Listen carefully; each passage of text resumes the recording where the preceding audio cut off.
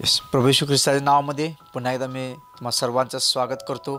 आणि आजच्या संदेशामध्ये आम्ही पाहणार आहोत भाग 2मध्ये की पक्षपाती आम्ही राहू नये, पक्षपात करू नये. पहिल्या पार्टमध्ये आम्ही पाहिलं की रोम 2:11 प्रमाणे की देवाजवळ पक्षपात नाही. आणि आम्ही पाहिलं बऱ्याच वचनामध्ये की आम्ही एकाची बाजू ऐकून घेऊन दुसऱ्याची बाजू न ऐकता आम्ही कधी पक्षपात करू नये, कधी आम्ही न्याय करू नये. बऱ्याच गोष्टी आम्ही पहिल्या भागामध्ये आम्ही पाहिलेल्या आहेत आणि या आम्ही दुसऱ्या भागामध्ये जाणार आहोत. दुसऱ्या भागामध्ये आम्ही जात असताना आम्ही पाहूया की अजून कशा प्रकारे आमच्या जीवनामध्ये पक्षपातात्मक काम करतो हे आम्ही लक्षात घेऊया. आणि पक्षपातापासून आम्ही कसे मुक्त होऊ शकतो, पक्षपात आमच्या जीवनातून गेल्यानंतरनं प्रभू आम्हाला कशाद्वारे आशीर्वादित करू शकतो, या सर्व गोष्टी आम्ही पुन्हा आजच्या या संदेशामधून पाहणार आहोत. आणि या आम्ही सुरुवात करूया आजच्या संदेशासाठी. आणि हा संदेश पुन्हा एकदा आम्ही भाग 2मध्ये आम्ही सर्व वचनाद्वारे आम्ही संदेश ऐकून आम्ही आशीर्वाद होऊया. या मी सुरुवात करत असताना आम्ही वचन वाचूया. रोमकरास पत्र 3रा अध्याय त्याचा 22 वचन काय सांगतं. रोमकरास पत्र त्याचा 3रा अध्याय 22 वचन. देवाचे नीतिमत्व तर येशू ख्रिस्तावरील विश्वासाद्वारे विश्वास ठेवणाऱ्या सर्वांसाठी आहे, त्यात भेदभाव नाही. वचन या ठिकाणी सांगते, प्रभू म्हणत आहे हे देवाचे नीतिमत्व तर येशू ख्रिस्तावरील विश्वासाच्या द्वारे आणि विश्वास ठेवणाऱ्या त्या सर्वांसाठी आहे. आम्ही जर अंतःकरणापासून जर आम्ही देवावर विश्वास ठेवणारे आहोत, जर आमचा अंतःकरणापासून आमचा विश्वास जर आमच्या प्रभूवर आहे, तर आम्ही न्याय हा नेहमी योग्य प्रकारे करणार. आम्ही बाजू नेहमी सत्याची घेणार आणि आम्ही बाजू सत्याची घेतल्यामुळे आमचा प्रभू याच्याद्वारे दुःखी होणार नाही, तर आनंदित होईल. कारण आम्ही सत्याच्या बाजूने आम्ही लढणारे आहोत. वचन सांगते, प्रभू मला जे विश्वास ठेवतात आणि जे माझ्यावर विश्वास ठेवतात त्याच्याचद्वारे, माझ्या नावाच्या विश्वासाच्या द्वारे ती लोक आज योग्य न्याय करतील. आज जर आमचा विश्वास प्रभू येशू ख्रिस्तावर आहे, मग ते समोरील वातावरण कसंही असू दे, एखादा व्यक्ती भीतीदायक असू दे, एखादा व्यक्ती प्रतिष्ठित असू दे, एखादा व्यक्ती आम्हावर अधिकार गाजवणारा असू दे, पण कसाही असला पण तरीसुद्धा जर आम्ही अंतःकरणापासून आमच्या ख्रिस्ताला आम्ही स्वीकार केला आहे आणि त्याची भीती जर आम्ही आमच्या मनात बाळगलेली आहे, तर नक्कीच आम्ही योग्य न्याय करणारे असावं. आम्ही योग्य न्याय करणारे आहोत. का? कारण प्रभू म्हणत आहे विश्वास ठेवण्याच्या सर्वांसाठी तो ही गोष्ट आहे. कारण विश्वास ठेवणारे कधीही भेदभाव करत नाहीत, कधीही त्यांच्यामध्ये भेदभाव नसतो. जो सत्य मार्ग आहे त्याच्याच बाजूनं तो नेहमी जाणारा व्यक्ती असतो. जो व्यक्ती सत्याच्या बाजूने उभा आहे तो नेहमी त्याचा मार्ग कितीही अडचणी येऊ द्यात, कितीही दुःख येऊ दे, कितीही समस्या येऊ द्यात, आणि कोणताही प्रतिष्ठित व्यक्ती, कोणताही भीतीदायक व्यक्ती जरी आला तरी तो न्याय करत असताना आपला मार्ग कधीही बदलत नाही. आपल्या मार्गावरून तो कधीही बाजूला जात नाही, कोणताही दुसरा मार्ग तो स्वीकारत नाही. म्हणून आम्ही नेहमी प्रभूवर विश्वास ठेवत असताना त्याच्यावर विश्वास ठेवलेल्या त्या कृतीच्या द्वारे आम्ही योग्य न्याय करणारे व्यक्ती असावा. आज आम्ही त्याच्यावर विश्वास ठेवतो. एखाद्या कमजोर व्यक्तीला आम्ही विश्वासाच्या द्वारे योग्य न्याय देतो, आणि एखादा बलवान व्यक्ती असेल तर त्याच्या भीतीमुळे आमचा विश्वास जर कमजोर होत असेल आणि कमजोर विश्वासाच्या द्वारे जर आम्ही चुकीची बाजू घेऊन आम्ही जर न्याय केला तर आमच्यामध्ये नक्कीच भेदभाव आहे. आम्ही नक्कीच भेदभाव करतो. प्रभू म्हणत आहे जर माझ्या तुम्ही विश्वास ठेवताय तर त्याच विश्वासाद्वारे तुम्ही अशी कृती करा की तुमचा न्याय पाहून इतर व्यक्ती त्याच्यामध्ये ते सत्याच्या द्वारे ते बंधनातून मुक्त होतील, आणि तुमचा न्याय मला देखील आवडेल आणि त्या लोकांना देखील तो न्याय पसंत पडेल. अशा प्रकारे तुम्ही न्याय करायला शिका. अशा प्रकारे तुम्ही पक्षपातातून मुक्त होऊ शकता.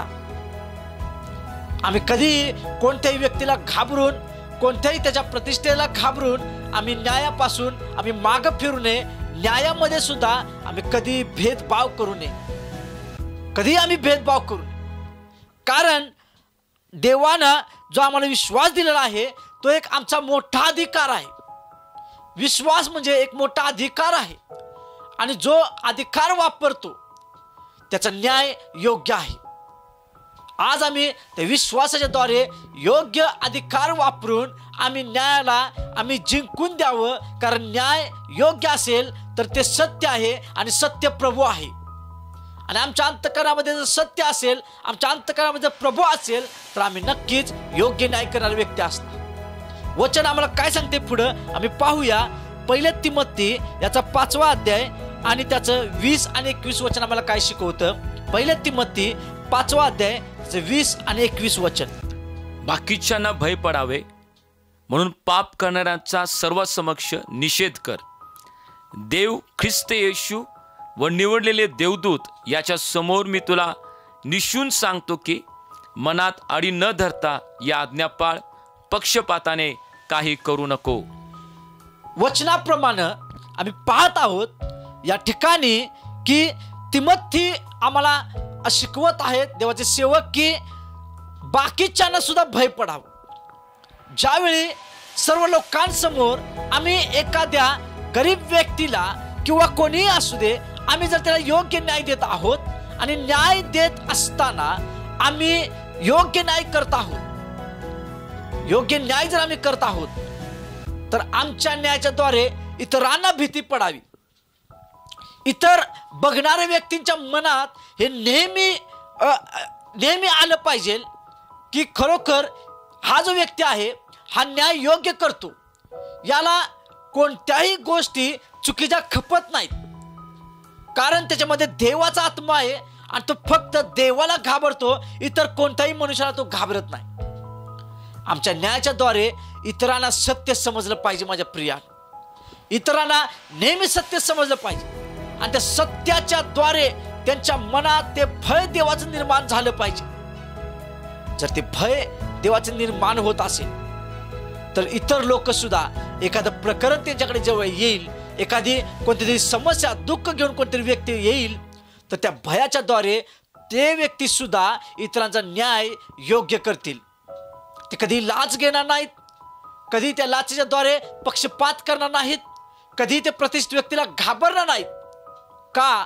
कारण त्यांना समजणार, त्यांना माहिती होणार की प्रभूपेक्षा महान आणि प्रभूपेक्षा सामर्थ्यवान या जगामध्ये, या पृथ्वीवर आणि पृथ्वीच्या खाली आणि वर कोणीही नाही. म्हणून या ठिकाणी तिमोथी म्हणत आहेत बाकीच्यांना सुद्धा भय वाटावे आणि त्या भयाच्या द्वारे त्यांनी पुन्हा कधीही पक्षपात करून आपल्या जीवनामध्ये पापाला आमंत्रित करू नये, पापाला कोणत्याही प्रकारे आपल्या जीवनात एंट्री देऊ नये.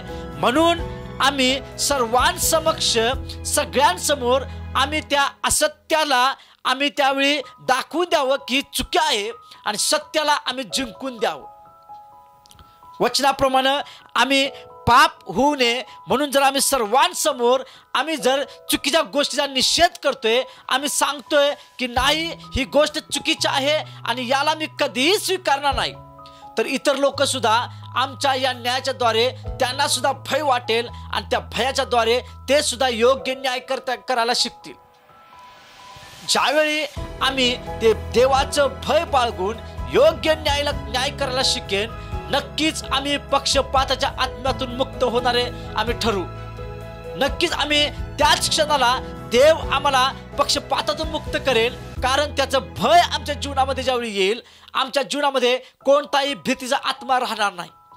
या जगामधील कोणत्याही व्यक्तीचा दुष्ट आत्म्याचा कधीही आमच्या जीवनामध्ये तो भीतीचा आत्मा राहणार नाही.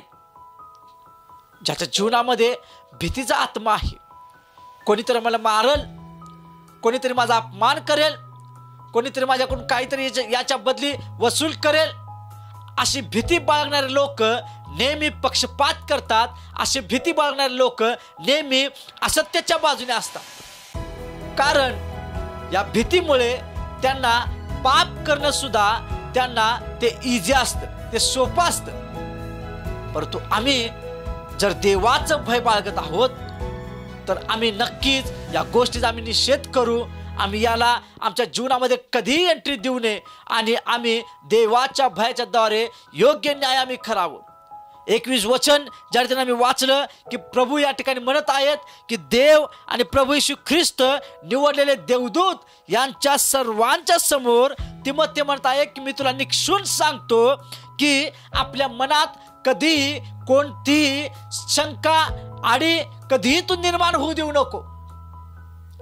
जर एखाद्या व्यक्तीची भीती आमच्या मनामध्ये असेल की जर आम्ही याची बाजू घेतली नाही किंवा याच्या बाजूने आम्ही लढलो नाही किंवा याच्या बाजूने आम्ही उभा राहिलो नाही तर हा मला मारेल, हा माझ्या घरच्यांना त्रास देईल, हा नेहमी मला त्रास देईल, हा नेहमी मला कुठंतरी कोणत्या तरी समस्यामध्ये अडकवेल, अशा प्रकारची आडी शंका आमच्या मनामध्ये जर येत असेल तर आम्ही पक्षपात करणारेच आम्ही आहोत.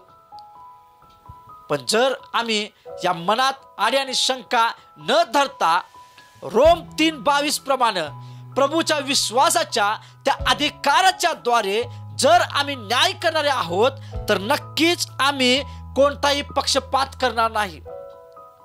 कारण देवाचा भयाचा आत्मा आम्हाला तो नक्की शिकवेल की सत्य काय आणि असत्य काय. आम्ही कोणाच्या बाजूने उभा राहावं आणि कोणाच्या बाजूने आम्ही उभा राहू नये तो देवाचा भयाचा आत्मा आम्हाला शिकवणार. आणि तो आत्मा आमच्या अंतःकरणामध्ये असणं गरजेचं आहे. कारण न्याय करताना तिमोथी या ठिकाणी आम्हाला शिकवत आहेत एक सुंदर गोष्ट की आम्ही नेहमी ज्यावेळी आम्ही न्याय करण्यासाठी उभारत आहोत तर आम्ही आमच्या समोर फक्त तो व्यक्ती नाही तर त्याच्याने आमच्यामध्ये देव प्रभू येशू ख्रिस्त आहे, निवडलेले देवदूत आहेत, स्वतः त्या ठिकाणी परमेश्वर उपस्थित आहे आणि तो आमचा न्याय पाहत आहे. आणि त्याच्याच या न्यायाच्या द्वारे आमची जी कृत्य आहे त्याच आमच्या जीवनाची ती परतफेड होईल. आज त्यांच्या समक्ष तिमोथी म्हणत आहे की त्यांच्या समक्ष आज ते समोर आहेत, त्याच्या समोर मी तुला सांगतो की कधी पक्षपात करू नको, कधी कोणत्या गोष्टीमध्ये या प्रकारे तू वावरू नको की जेणेकरून देवाला आम्ही खिन्न करू, कधीही आम्ही वागू नये.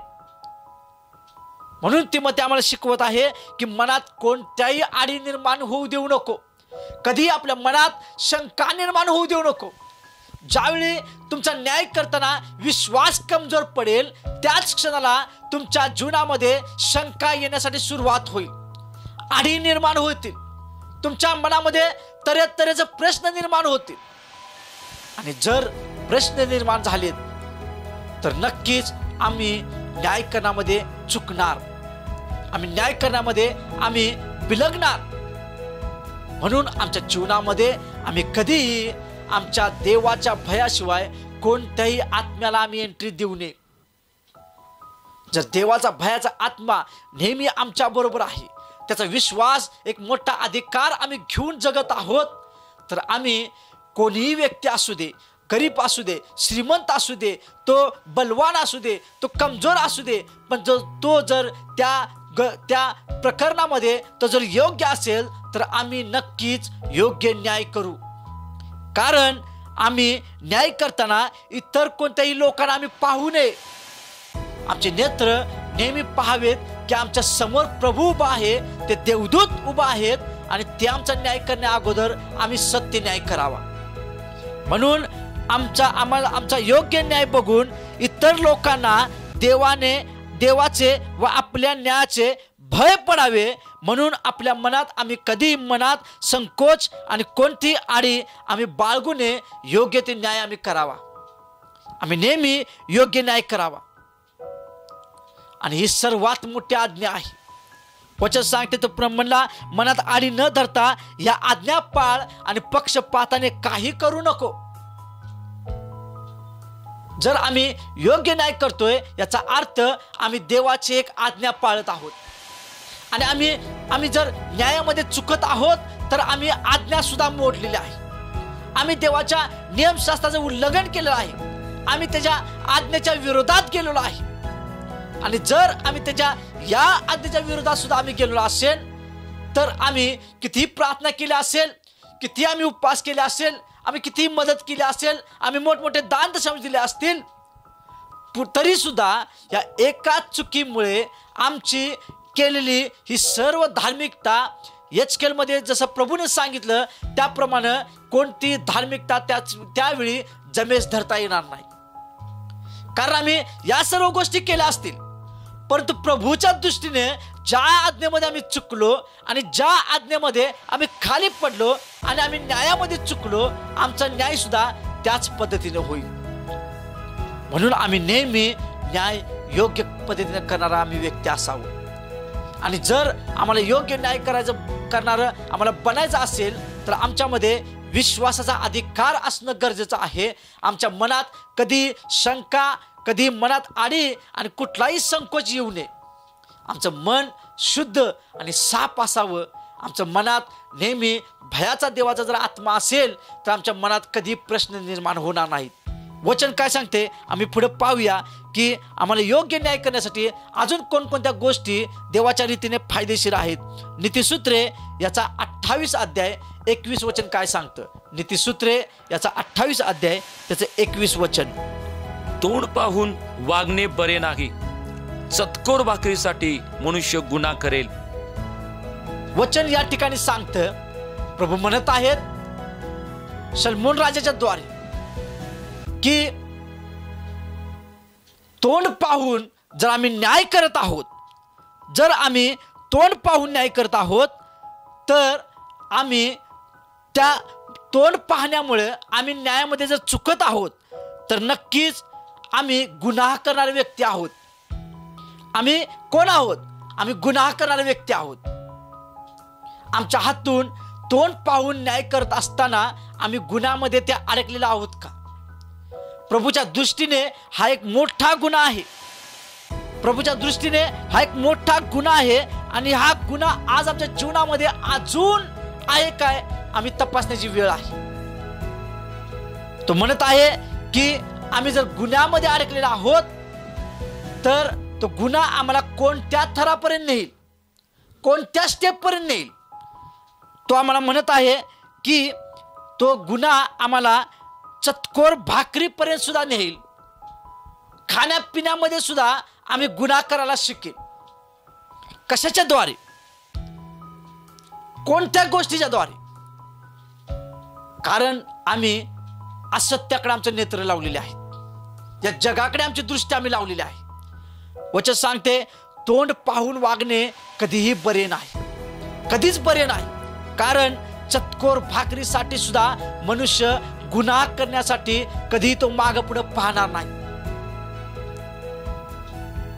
एखाद्या व्यक्तीकडून आमची एखादी गरज पूर्ण होईल म्हणून जर आम्ही त्याची असत्य बाजू घेऊन जर आम्ही लढलो आणि हाच व्यक्ती बरोबर आहे म्हणत असेल आणि त्याला आम्ही जिंकून देईन किंवा आम्ही त्याच्या बाजूने बोलून आम्ही त्याला उभा करीन तर आम्ही आमच्या गरजेसाठी आम्ही वचनाप्रमाणे चतकोर भाकरीसाठी आम्ही गुन्हा केलेला आहे. आज लोक थोडकं पैसे मिळावं म्हणून लबाडीचे धन मिळवण्यासाठी ते हाला हा मिळवतात, हाला ना मिळवतात आणि नाला हा मिळवतात. आज थोडंसं त्यांची गरज पूर्ण व्हावी म्हणून आज ते कोणत्याही प्रकारे चुकीचं वागण्यासाठी ते घाबरत नाही. समोर कोण आहे याचा सुद्धा ते विचार करत नाही. काही लोक कामावर आपला मालक प्रामाणिक असेल, त्या मालकाच्या मनाला काय वाटेल जर आपण त्याच्याबरोबर लबाडी केली, त्याच्या मनाला काय वाटेल, त्याला किती दुःख होईल किंवा त्याला न सांगता आपण एखादी गोष्ट लबाडीने मिळवत आहोत आणि ते माझ्यासाठी किती घातक आहे याचा सुद्धा ते विचार करत नाही. कोणताही विचार न करता ते आज या थोड्या थोड्या चतकोर भाकरी, थोड्या पैशासाठी, थोड्याशा गरजेसाठी, थोड्याशा सुख शांतीसाठी मनुष्य न्यायाच्या द्वारे गुन्हापर्यंत पोहोचतो आणि प्रभू म्हणतो हा मोठा गुन्हा आहे. तो चतकोर भाकरीसाठी किंवा या चतकोर गोष्टीसाठी मनुष्य गुन्हा करील. आज कोणकोणता गुन्हा आम्ही आजपर्यंत केलेला आहे आम्ही तपासूया. आम्ही थोडक्या पैसे मिळण्यासाठी, थोडक्या आमच्या गरजांसाठी, आमच्या मुलांच्या गरजा पूर्ण करण्यासाठी आमच्या बायकोच्या गरजा पूर्ण करण्यासाठी, आमच्या परिवाराच्या हर एक व्यक्तीच्या गरजा पूर्ण करण्यासाठी आम्ही गुन्हा करत आम्ही न्याय करत आहोत काय? तोंड पाहून आम्ही एखाद्याची गोष्ट आम्ही त्याची मनावर न घेता आम्ही चुकीचा न्याय करत आहोत का? हा जर गुन्हा आमच्या गरजा पूर्ण करण्यासाठी आम्ही जर करत आहोत आणि आम्ही चुकीची बाजू घेत आहोत तर प्रभूच्या दृष्टीने एक मोठा गुन्हा आहे आणि या गुन्ह्याची शिक्षा आम्हाला आमच्या कृत्याद्वारे परतफेड आम्हाला मिळेल. काही लोक म्हणतात, असा ते विचार करतात की माझं काय व्हायचं ते होऊ दे, पण मी अन्यायाने पैसे मिळवणार, मी लबाडीने धन मिळवणार, मी कुणाचाही विचार करणार नाही. मग मला कुणासोबतही खोटं बोलायला लागलं तर चालेल, मग मला कुणालाही खाली पडायला लागलं तर चालेल, परंतु माझ्या लेकराचं मी चांगलं करून जाणार. परंतु त्याला समजत नाही, तो स्वतःच्या लेकरासाठी सुद्धा आणि स्वतःसाठी सुद्धा एक मोठा गुन्हा करून तो आपल्यासाठी नरकामध्ये तो आपली जागा तयार करत आहे. तो आपल्यासाठी वेगवेगळ्या गोष्टी पेरत आहे, शापाच्या गोष्टी तो पेरत आहे. येणाऱ्या प्रत्येक पिढीसाठी तो शापदायक ठरत आहे. या त्या वडिलाला किंवा त्या व्यक्तीला कधीही समजत नाही. म्हणून आम्ही नेहमी तोंड पाहत असताना ते तोंड देवाच्या दृष्टीने तो व्यक्ती बरोबर आहे का चुकीचा आहे याचा अभ्यास करून प्रार्थनापूर्वक आम्ही न्याय करावं. आज प्रभू आम्हाला या ठिकाणी शिकवत आहे. वचन काय सांगते आम्ही पुढे पाहूया. असा आम्ही जर गुन्हा केला तर काय होईल? जर हा गुन्हा आम्ही करतोय तर आमच्या जीवनात त्याचा परिणाम काय, आम्ही या गोष्टी पाहूया. मलाकी याचा 2 अध्याय 9 वचन काय सांगतं? मलाकी याचा 2 अध्याय त्याचं 9 वचन. यास्तव मी तुम्हास सर्व लोकांपुढे तुच्छ व नीच केले आहे, कारण तुम्ही माझ्या मार्गाने चालत नाही व माणसाची मुरवत धरून न्याय करिता. वचन या ठिकाणी सांगत आहे की मलाकीच्या पुस्तकामध्ये प्रभू म्हणत आहेत की यास्तव मी तुम्हाला सर्व लोकांपुढे. कोण म्हणते? प्रभू म्हणत आहेत की जर तुमच्या हातून गुन्हा होत असेल आणि ज्याच्या समोर तुम्ही गुन्हा करायला हा जर घाबरत नसशीला, ज्या लोकांसमोर तुम्ही आज लबाडीमुळे न्याय करत असाल चुकीचा, आज जर तुम्ही लबाडीमुळे आज चुकीचा न्याय करत असाल, चतकोर भाकरीसाठी तुम्ही गुन्हा करत असाल, तुम्ही तोंड पाहून चुकीचा न्याय करत असाल, तर त्याच लोकांसमोर प्रभू म्हणताय, त्याच लोकांसमोर मी तुम्हाला तुच्छ केलेला आहे आणि तुम्हाला नीच केलेला आहे, तुम्हाला मी खाली पाडलेला आहे. एक दिवस असा येईल की ज्या व्यक्तींसमोर आम्ही चुकीचे न्याय करून आम्ही छाती ठोकपणे आम्ही उभा राहून म्हणत असेल की मी बरोबर आहे, परंतु प्रभू असा वेळ आणेल, असा तो दिवस आणेल की त्याच लोकांसमोर आम्ही लज्जित आणि फजित होणार. कारण प्रभू जवळ योग्य न्याय आहे.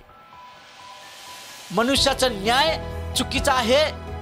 कदाचित मनुष्य न्याय करण्यासाठी हा चुकीचा ठरतो, परंतु प्रभू कधीही चुकीचा न्याय करण्यासाठी ठरत नाही. प्रभू न्याय कधी चुकीचा करत नाही. म्हणून तो आज म्हणत आहे की मी तुम्हाला यास्तव या लोकांसमोर मी तुम्हाला तुच्छ व नीच केलेला आहे, मी तुम्हाला खाली पाडलेला आहे. का तो म्हणता खाली पाडलेला आहे? कारण तुम्ही माझ्या मार्गाने चालत नाही. कोणता प्रभूचा मार्ग आहे? सत्य बोलणे. प्रभूचा मार्ग कोणता आहे? सत्यामध्ये उभा राहणं. प्रभूचा मार्ग कोणता आहे? सत्याला धरून चिकटून राहणं. प्रभूचा मार्ग कोणता आहे? लोकांना न घाबरता प्रभूला घाबरून आम्ही योग्य ती गोष्ट करावी. प्रभूचा मार्ग कोणता आहे? त्याचं भय धरून नरकात पडण्यापेक्षा आम्ही मनुष्याकडून जे काय हालापेष्टा येतील ते आम्ही सोसावं, आम्ही ते हालापेष्टा आमच्या जीवनात घ्यावी, पण आम्ही योग्य ती गोष्ट प्रभूच्या दृष्टीने करावी. हे त्याचे मार्ग आहेत. आज आम्ही ते मार्ग स्वीकारत आहोत काय? या पृथ्वीवर आम्हाला त्रास होईल, वेदना होतील, आम्हाला दुःख येईल, थोडीशी आमच्या जीवनात संकट येतील, म्हणून आम्ही ती संकट येऊ नये, दुःख येऊ नये म्हणून आम्ही आमच्या स्वार्थासाठी, आम्ही आमच्या फायद्यासाठी, चतकोर भाकरीसाठी जरी म्हणेल तर आम्ही प्रभूचा मार्ग आम्ही बाजूला ठेवतो आणि असत्याचा मार्ग आम्ही स्वीकारतो, लबाडीचा मार्ग आम्ही स्वीकारतो. आज या गोष्टीमुळे प्रभू आम्हाला तुच्छ करणार आणि आम्हाला खाली पाडणार, आम्हाला तो नीच करेल. जर आम्हाला आमच्या जीवनात तुच्छ व्हायचं नसेल, नीच व्हायचं नसेल, या गुन्ह्यापासून आम्हाला लांब राहायचं असेल तर प्रभूचे मार्ग आम्हाला जाणून घेणं आवश्यक आहे. प्रभूच्या मार्गात आम्हाला नेहमी चालणं आवश्यक आहे. प्रभूच्या मार्गात चालत असताना दुःख येतील, अडचणी येतील, समस्या येतील, परंतु ते थोड्या वेळापुरतं असतील. आणि हीच दुःख, समस्या, अडचणी तुम्हाला योग्य मार्गात चालवत नेत असताना ते शेवटच्या टप्प्यामध्ये ते तुम्हाला समृद्ध स्थळी नेतील. म्हणून या ठिकाणी वचनामध्ये प्रभू म्हणत आहे की तुम्ही माझ्या मार्गाने तुम्ही चालत नाही, माणसांची भीड धरून तुम्ही न्याय करता. माणसांची गर्दी पाहता आणि माणसांची गर्दी पाहिल्यानंतर तुमच्या जीवनामध्ये तुमचे निर्णय बदलतात. ज्यावेळी माणसांचे वातावरण आम्हाला दिसते, लोक आमच्या तोंडाकडे पाहत असतात, कोणी रागाने पाहत असतो, कोणी हसत पाहत असतो, कोणी आम्ही काय नाही करणार आहे याच्याकडे टक लावून पाहत असतो. अशा गर्दीमध्ये जर आम्ही लोकांकडे पाहून आमचे निर्णय बदलतात, आमच्या मनामध्ये गोंधळ होतो आणि आमचे विचार बदलतात. ही भीड मला मारून टाकेल, ही गर्दी मला चेंगरून टाकेल, ही गर्दी माझ्या अंगावर येईल, याच्यापेक्षा या गर्दीतून जर मला सुटायचं असेल, या मारापासून मला सुटायचं असेल तर मी असत्य काय आहे ते बोलतो, त्याला स्वीकारतो आणि यांच्यासारखे मी बनवून यातून बाहेर पडतो. असा विचार जर आम्ही करत असेल तर आम्ही चुकीच्या मार्गात चालत आहोत. देव आम्हाला सांगत आहे आम्ही प्रभूच्या मार्गाने चालत नाही. प्रभू म्हणत आहे या लोकांच्या गर्दीला आणि या लोकांना तुम्ही भिवू नका, कारण ते तुमचं काही करू शकत नाहीत. ते तुम्हाला कधी नरकात टाकू शकत नाहीत, परंतु तो अधिकार फक्त माझ्याकडे आहे. म्हणून आम्ही कधीही माणसांची गर्दी पाहून आम्ही न्याय चुकीचा करू नये. गर्दी असू दे किंवा व्यक्ती एकटा असू दे, जे सत्य आहे आणि जे आम्हाला सत्य माहिती झालेलं आहे आम्ही तेच सत्याच्या द्वारे, त्याच सत्यामध्ये आम्ही राहून आम्ही योग्य करावं. जर आम्ही योग्य न्याय करतोय, जर आम्ही त्याच्यामध्ये टिकून राहतोय तर नक्कीच आम्ही प्रभू समोर सुद्धा आम्ही तुच्छ नाही तर आम्ही एक चांगल्या योग्यतेचा आम्ही उभा राहू. प्रभू आम्हाला कधी लज्जित आणि फजित करणार नाही, कधी तो आम्हाला खाली पाडणार नाही, कारण आम्ही त्याच्या मार्गाने जात आहोत. आणि त्याचा मार्ग हा शेवटी स्वर्गामध्ये जाऊन थांबतो. परंतु असत्याचा, गुन्ह्याचा मार्ग सुरुवातीला जाताना आनंद वाटेल, सुरुवातीला जाताना त्याच्यामध्ये खूप मोठमोठ्या गोष्टी मिळतील, परंतु तो मार्ग रुंद आणि पसरट आहे. वचनाप्रमाणे तो मार्ग नरकामध्ये जाऊन थांबतो. आज आम्हाला कोणते न्यायाच्या द्वारे आम्हाला कोणते मार्ग स्वीकारायचे आहेत, आज आमच्याकडे चॉईस आहे. प्रभूने ते आमच्याकडे सोपवलं आहे. तो म्हणताय माझ्या पुत्रा, माझ्या मुला, माझ्या मुली, तुला कोणता मार्ग स्वीकारायचा आहे. जर माझ्या मार्गाने जायचं असेल तर लोकांना जगामध्ये घाबरू नको, कोणत्याही असत्याला घाबरू नको, कोणत्याही मरणाला तू घाबरू नको, कोणत्याही तू सैताच्या कोणत्याही योजनाला तू घाबरू नको, कारण मी तुझ्या बरोबर आहे. ज्या मार्गात तू चालतेस त्या मार्गात तुझ्या पुढे मी तुझा देव चालणार आहे. आणि तू त्या मार्गात चालत असताना तू जर योग्य न्याय करत आहेस तर स्वर्गामध्ये आमची ती वाट आहे. ती वाट, तो मार्ग आमच्या स्वर्गामध्ये जाऊन थांबणार आहे. म्हणून आम्ही योग्य न्याय करणारा असावं. वचन आम्हाला काय सांगते, न्यायाच्या दिवशी सर्व लोकांसमोर प्रभू आम्हाला तुच्छ लेखील, नीच करेल, नरकात टाकेल, कारण आम्ही त्याच्या मार्गाने चालत नाही. आम्ही आज माणसांची गर्दी पाहून आम्ही जर आमचा न्याय बदलत असेल, आमचे निर्णय बदलत असेल तर न्यायाच्या दिवशी सुद्धा अशीच गर्दी असेल, आणि सर्व लोकांसमोर प्रभू आमचा न्याय करणार आहे हे आमच्या लक्षात असू दे. आम्ही नेहमी लक्षात ठेवूया की न्यायाच्या दिवशी सुद्धा अशीच गर्दी असेल. प्रभू ज्यावेळी न्याय करायला बसेल त्याच्या सिंहासनावर अशीच गर्दी असेल आणि सर्वांसमक्ष तो आमचा दोष उघड करील आणि त्या दोषाच्या द्वारे आमचा न्याय होईल की आम्ही स्वर्गात जाणार का आम्ही नरकात जाणार. वचन काय सांगते आम्ही पुढे पाहूया. असं प्रभू का करेल आम्ही पाहूया. अनुवाद याचा 10वा अध्याय त्याचं 17 वचन आम्हाला काय सांगतं. अनुवाद याचा 10वा अध्याय त्याचं 17 वचन. कारण तुमचा देव परमेश्वर हा देवादिदेव, प्रभूंचा प्रभू, महान पराक्रमी व भययोग्य देव असून तो कोणाचा पक्षपात करत नाही किंवा लाज घेत नाही. प्रभू या ठिकाणी म्हणत आहेत कारण तुमचा देव परमेश्वर देवादिदेव, त्याच्यासारखा दुसरा कुठलाही देव नाही, त्याच्या समान कुठला देव नाही. असा देव, असा आमचा प्रभूंचा प्रभू, राजांचा राजा, महान आणि त्याच्यासारखं पराक्रम या पृथ्वीवर आणि स्वर्गात कोणीही करणार नाही असा आमचा देव. या देवाची भीती आमच्या जीवनात असताना, या देवाच्या विश्वासाच्या द्वारे आम्ही जात असताना तो स्वतः भययोग्य आहे. आणि जर आम्ही त्याला घाबरत आहोत, न्याय करणाऱ्या आम्ही सत्य देवाला, जिवंत येशू ख्रिस्ताला जर आम्ही घाबरत आहोत तर आमच्या जीवनात सुद्धा आम्ही पक्षपात करणार नाही. कारण तो स्वतः पक्षपात करत नाही. जे सत्य आहे ते सत्य तो दाखवतो आणि त्याच बाजूने उभा राहतो. कारण तो भययोग्य देव आहे, तो भययोग्य देव आहे. आणि जर आम्ही त्याची भीती बाळगत आहोत, आम्ही त्याचं भय घेऊन आमच्या जीवनामध्ये आम्ही राहत आहोत, तर आम्ही सुद्धा नक्कीच त्या देवाचा देव, राजांचा राजा याच्याद्वारे आम्ही योग्य न्याय करणारे असणार. आम्ही सुद्धा त्या पक्षपातातून बाहेर पडणार.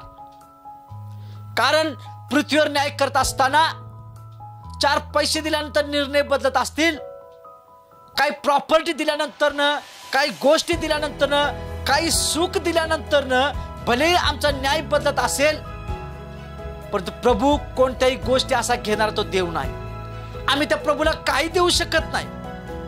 पृथ्वीवर आम्ही लाच देऊ शकतो, एखाद्या व्यक्तीला आम्ही टेबलाखाली पैसे देऊ शकतो, एखाद्या व्यक्तीला आम्ही जेवायला घेऊन जाऊ शकतो, एखाद्या व्यक्तीला मन बदलण्यासाठी आम्ही काही करू शकतो, कोणत्याही थराला जाऊ शकतो. परंतु हे मनुष्याजवळ चालेल, परंतु प्रभूजवळ चालणार नाही. कारण मनुष्य लाच घेणारा ठरेल, परंतु प्रभू या ठिकाणी म्हणत आहे मी लाच घेत नाही. आणि तो लाच घेत नाही तर तो पक्षपात सुद्धा करणार नाही. कारण पक्षपात कधी होतो?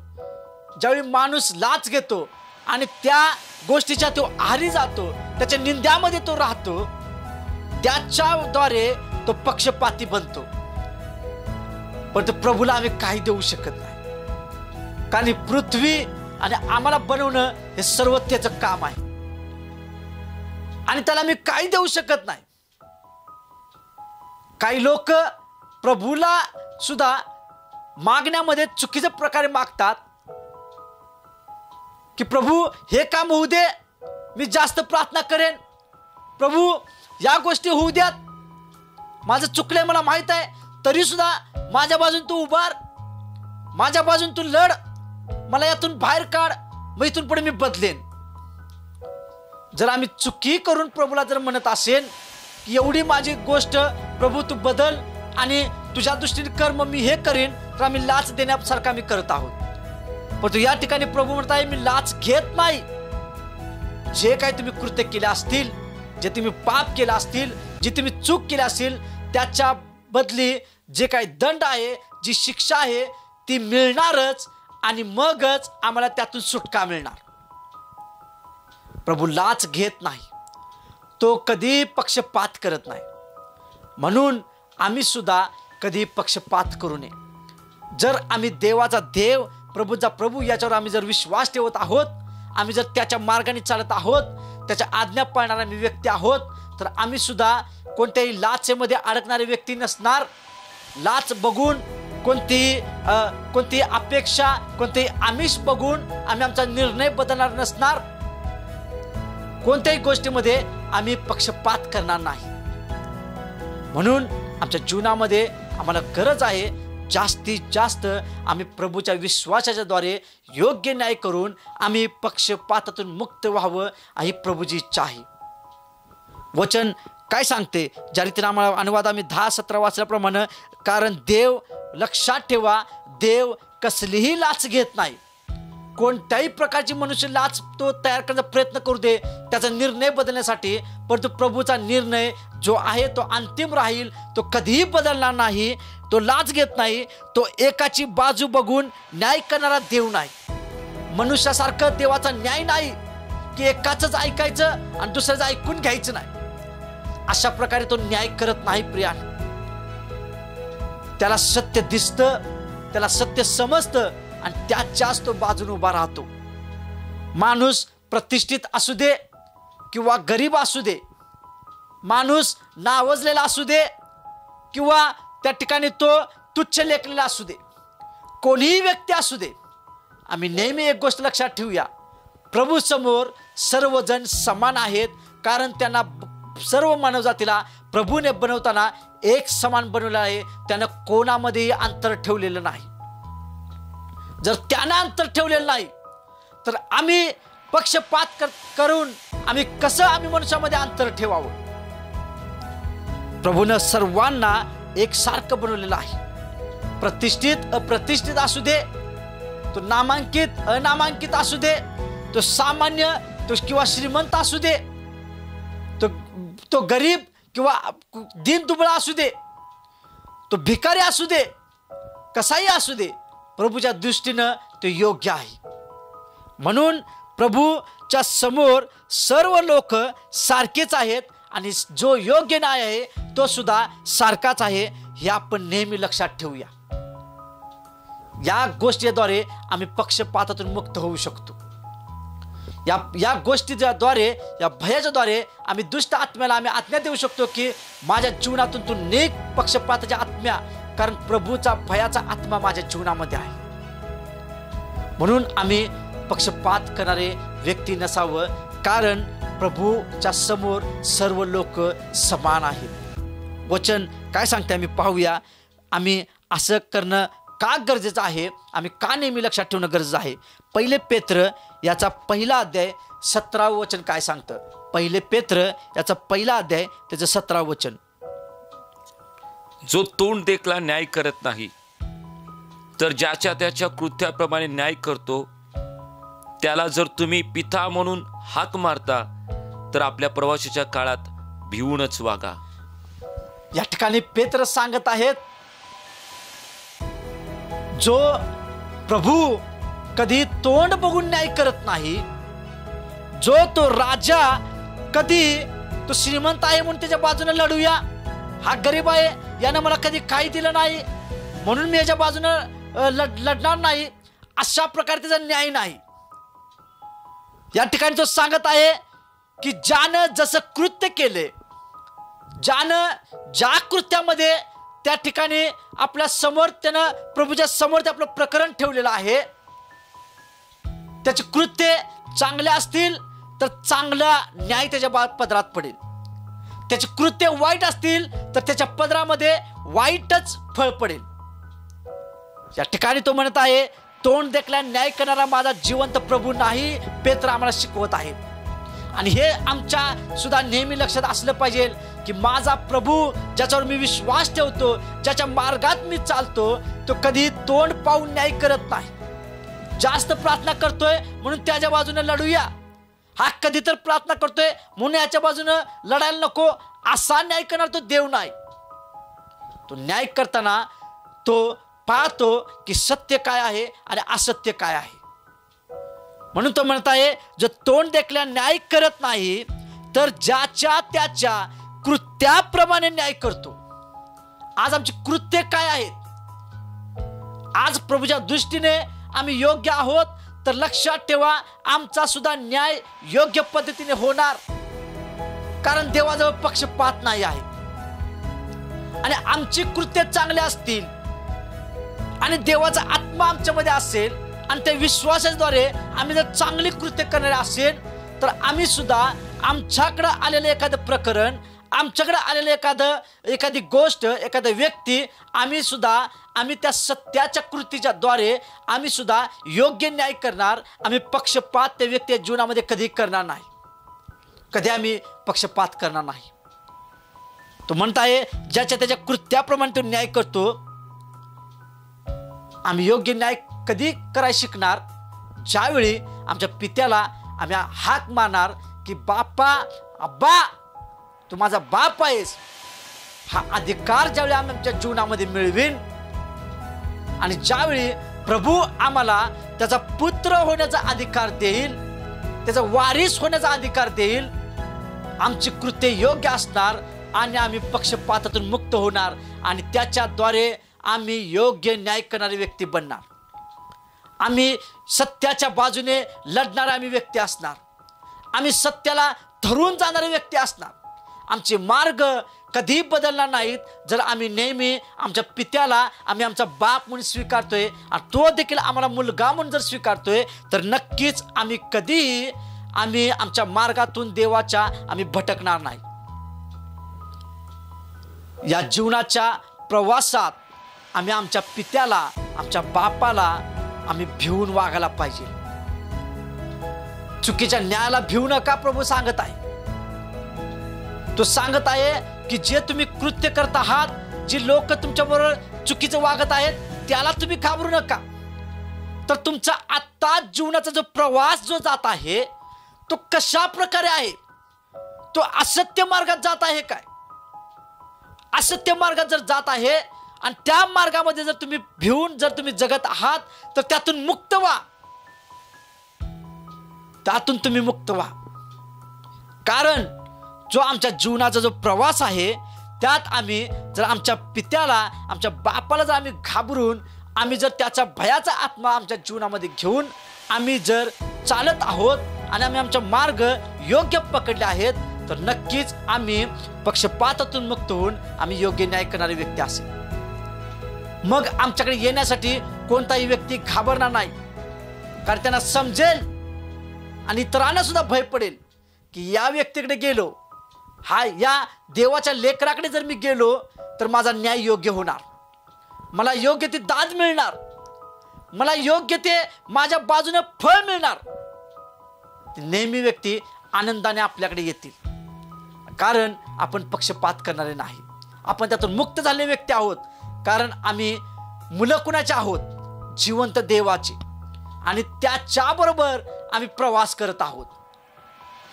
आणि तो सुद्धा भययोग्य देव आहे. आणि त्याच्याबरोबर प्रवास करत असताना आम्ही भिवूनच वागणार की आम्ही कदाचित आम्ही प्रवास करत असताना आम्ही चुकू नये आणि आमचा मार्ग भटकू नये आणि तो मार्ग आमच्या नरकाला जाऊन पोहोचू नये, आमच्या आत्म्याचा नाश होऊ नये. म्हणून आमच्या जीवनात पेत्र ज्या रीतीने सांगत आहेत, आम्हाला आवश्यक आहे की या जीवनाच्या प्रवासात आम्ही येशूला व त्याच्या न्यायाला भिवून वागूया. आम्ही त्याची भीती बाळगूया. कारण असे कृत्य आज जर आमचे असणार, तसाच आमचा न्याय होणार याची सुद्धा आम्ही आठवण ठेवूया. आम्ही जे कृत्य करणार त्याच प्रकारे आमचा न्याय होणार. आम्ही पृथ्वीवर आम्ही पक्षपात करत आहोत. न्यायाच्या दिवशी आमच्या सोबत सुद्धा त्याच गोष्टी घडतील आणि प्रभू तो आम्हाला दाखवून दे. म्हणून आम्ही आमच्या प्रवासाच्या काळात आम्ही योग्य रीतीने राहूया. आमचा जो जीवनाचा प्रवास जो आमचा चालत आहे आत्ताच्या परिस्थितीमध्ये सुद्धा, प्रभूच्या येईपर्यंत तो प्रवास सत्यामध्ये चालू दे. तो प्रवास देवाचं भय धरून चालू दे. तो प्रवास योग्य कृती घेऊन चालू दे. तो प्रवास देवाच्या विश्वासाच्या कृतीच्या द्वारे तो जाऊ दे. आमच्यासाठी हे गरजेचं आहे. या कृतीद्वारे, या विश्वासाच्या भयाच्या द्वारे आणि त्या आमच्या पित्याच्या जिवंत येशू ख्रिस्ताच्या द्वारे आम्ही नक्कीच पक्षपातातून आम्ही मुक्त होईल. देवबाप करो हे वचन तुमच्यासाठी आणि माझ्यासाठी आशीर्वादित करो. माझा विश्वास आहे हा संदेश ऐकून आणि या वचनाद्वारे तुम्ही नक्कीच आशीर्वादित झालेला आहात आणि पक्षपातातून मुक्त होण्यासाठी देवाने तुम्हाला या वचनाद्वारे सहकार्य केलेलं आहे. यामुळे आमचे नेत्र बंद करूया. धन्यवाद राजा, आभार मानतो बाबा. तुझं नाव उंच करतो बाबा, तुझं गौरव करतो. होय प्रभू, पुन्हा एकदा आम्ही पक्षपातातून कसं मुक्त व्हावं तो आम्हाला शिकवलंच. तुला धन्यवाद राजा. जितके आज माझे भाऊ बहीण ऑनलाईनमध्ये पाहत आहेत, प्रत्येकाला तू आशीर्वादित केलेस बापा. प्रत्येकाच्या अंतकरणामध्ये तुझं वचन पोचलेलं आहे राजा. तुझं वचन दुधारी तलवार आहे आणि ते प्रत्येक आर पार घुसून आज प्रत्येकाच्या जीवनामध्ये ते कार्य करताय. तुला धन्यवाद देतो राजा. पक्षपाताच्या दुष्ट आत्म्यातून प्रत्येक या बहीण भावांना तू मुक्त केलं. सुद्धा धन्यवाद राजा. आज त्याने बापा या गोष्टी माहीत नसताना लोकांना घाबरला असेल, प्रतिष्ठित व्यक्तीनं घाबरून चुकीचा न्याय केला असेल, तर आम्ही दया मागतो, क्षमा कर राजा प्रत्येकाला. आणि इथून पुढे तुझ्या भयाच्या आत्म्याच्या द्वारे ते पक्षपाताच्या द्वारे मुक्त होऊ द्या. आणि तुझा या प्रवासाच्या काळात तुझा आत्मा तुझा विश्वासाच्या द्वारे ते जगू द्यात. आणि त्यांची कृत्ये इथून पुढे चांगली असावी, तुझ्या दृष्टीने योग्य असावीत. कारण त्यांचा न्यायसुद्धा तुझ्या दृष्टीने योग्य व्हावा. या रीतीने त्यांना तू जगण्यासाठी आणि त्यांना या प्रवासाच्या काळामध्ये चालण्यासाठी प्रभू तू सहाय्य कर, मदत कर. धन्यवाद देतो, आभार मानतो राजा. जितक्यानं ऐकलं, आज वचनाचा स्वीकार केला, तितक्यांना बदलण्यासाठी, तर पक्षपातातून मुक्त होण्यासाठी तू कृपा पुरवत आहेस, तू सहाय्य करत आहेस. म्हणून तुला धन्यवाद देतो राजा. येशूच्या नावाने मागतो म्हणून ऐक. आमेन, आमेन. प्रभूला धन्यवाद. त्या संदेशाद्वारे तुम्ही आशीर्वादित झालेला आहात. तुम्हाला हा संदेश आवडला असेल तर नक्कीच जीसस लव्ज यू मिनिस्ट्री या चॅनल तुम्ही लाईक करा, सबस्क्राईब करा, कमेंट्स करा. आणि हे वचन इतरांपर्यंत पोहोचण्यासाठी आणि त्यांना सुद्धा पक्षपातातून मुक्त होण्यासाठी या वचनाच्या द्वारे ते देखील आशीर्वाद होण्यासाठी लिंक तुम्ही आणि वचन जास्तीत जास्त लोकांपर्यंत शेअर करा. देव बाप तुम्हाला आशीर्वाद करू. Praise Lord.